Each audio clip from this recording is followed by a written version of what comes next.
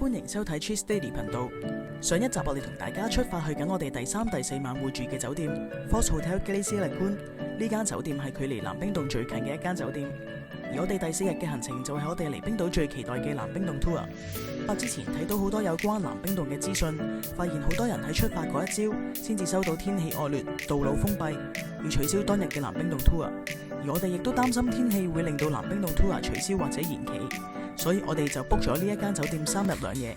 當然希望幸運之神眷顧我哋能夠第一日就順利完成南冰洞 tour。我哋係 book 咗3人房間，2晚連早餐，價錢係5160蚊，平均每人1720蚊2晚。一入去房門口左邊會有一個掛衫嘅位置，可以擺到3個大篋，然後有一張雙人床同埋一張單人床，廁所都好闊落。咁啱我哋房間係位於地下嗰層，出面會有一個大草原。打算衝出去拍片俾大家睇嘅時候，發現對門唔係咁推開嘅。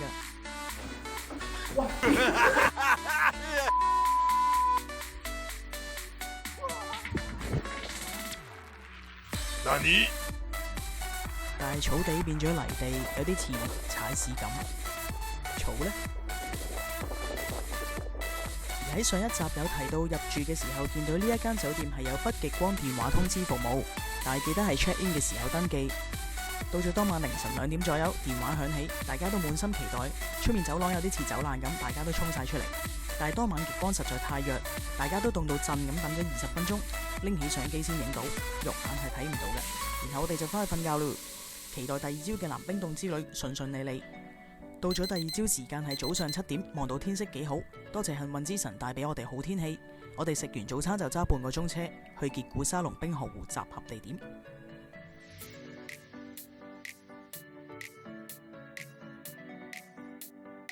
而我哋係經 Guide to Iceland 網站 book 咗最簡單嘅3小時南冰洞 tour， 費用係1232蚊港幣一位，以包冰爪、頭盔、導遊導賞、交通。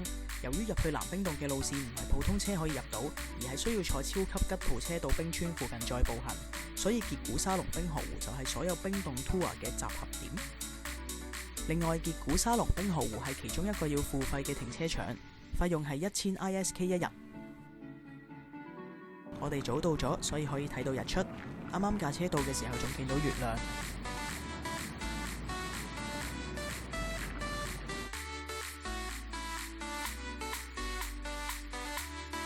然後所有人都會坐各自導遊嘅超級吉普車去冰川，車程大概45分鐘左右，先到達南冰洞附近。所以大家喺集合點記得揾返自己 tour 嘅導遊啊！由於啲路太唔平坦，所以離開咗公路落咗草地嘅位置，導遊要落一落車將條車胎放氣。之後嘅感覺就有啲坐船，因為其實成條路都好唔平，會左搖右擺。建議如果比較易暈船落暈車浪嘅人食定暈浪藥。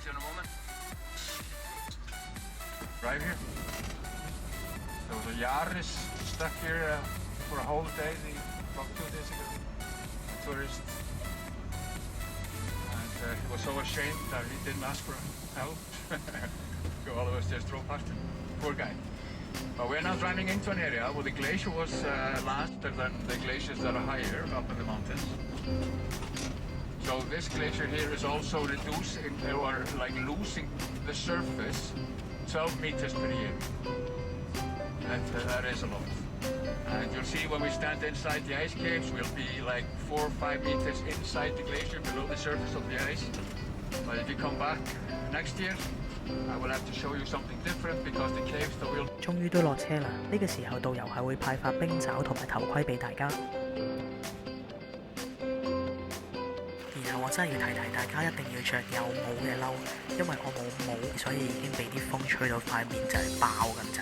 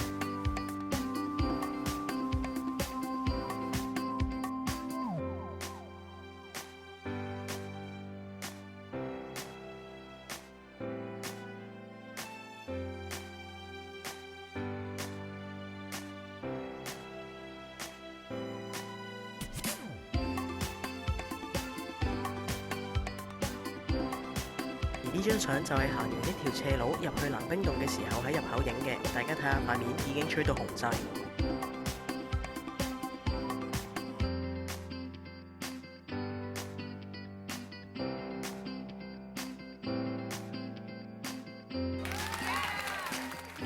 我哋終於到達眾人期待嘅南冰洞。由於我哋呢個 tour 係簡易版，所以呢個南冰洞嘅入口係會經過佢哋一啲工人開鑿而成。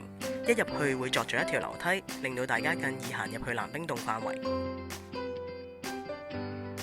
而每年嘅冰洞形成有所不同，會有唔同嘅位置形成。每年只會喺冬季自然形成嘅南冰洞，其實係由夏季冰川融水凝固而成嘅。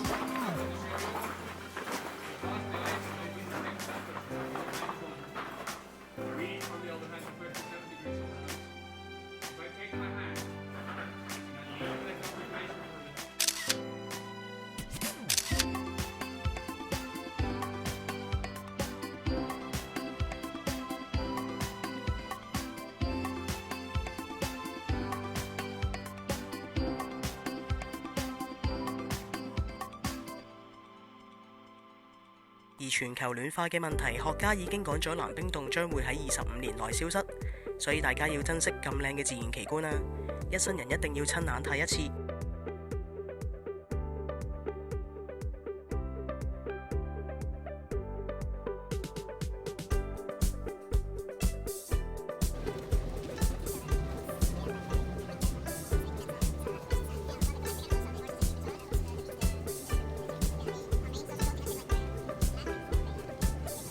喺傑古沙龍冰河湖嘅對面就係另外一個出名嘅景點鑽石沙灘。如果喺傑古沙龍冰河湖揸車過去，只需要1至2分鐘。但係如果大家有時間，可以慢慢行過去，因為其實傑古沙龍冰河湖係一條通過鑽石沙灘嘅水流。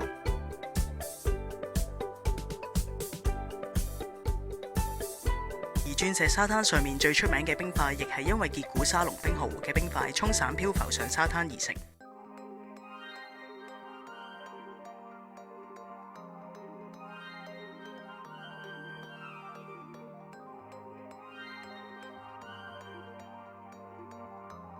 呢度係一嚿嚿經過融化而散開嘅冰塊，加上陽光嘅照射，冰塊會變得閃亮通透，就好似好多粒鑽石咁，所以呢度叫做鑽石沙灘。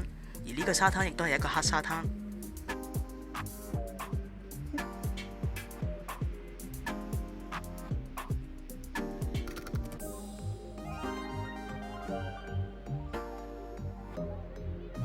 喺呢度打卡真係好靚，大家真係要預留1小時左右影相。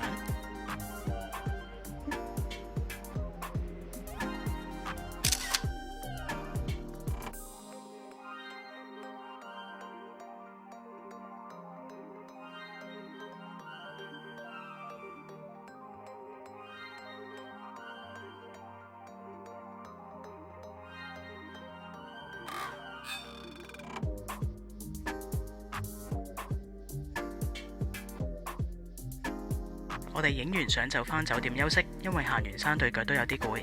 休息到黃昏左右，我哋就去咗酒店嘅餐廳食嘢。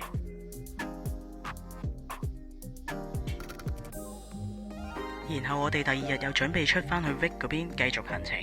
預告俾大家知，我哋將會見到冰島獨有超得意嘅冰島馬，仲有靚嘅天氣可以再上紅白教堂影相。如果大家中意影片，可以俾個 like 同埋 subscribe 我嘅 channel，你哋每一個支持都係我剪片嘅動力。拜拜。